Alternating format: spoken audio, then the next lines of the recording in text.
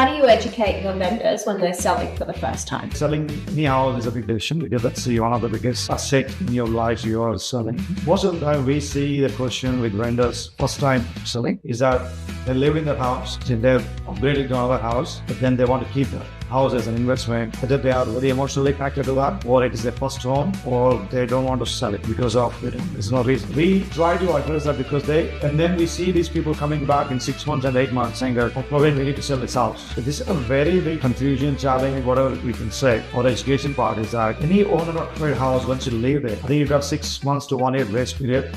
But after that, any growth, any equity increase, is subject for CGT liability because you own another house. Okay, so most people think that we can keep this house for some number of years without paying any tax. My point to them is until then the house is tax zero. Now you're bringing in a tax office into your house, and then you're keeping it like tax liable. Number 2, you're putting tenants there, and then we don't know how the house will be maintained. 3, you will suddenly change your decision of selling and say, can we sell this house? It's tenant is very hard to sell.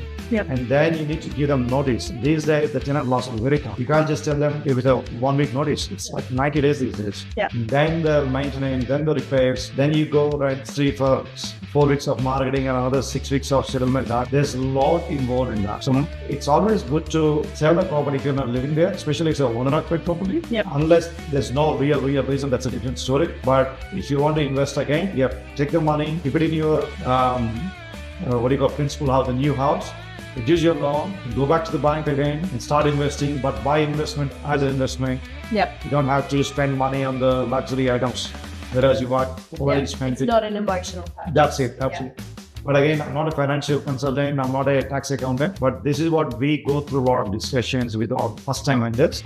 Should we sell, should we hold? So it's one of those questions.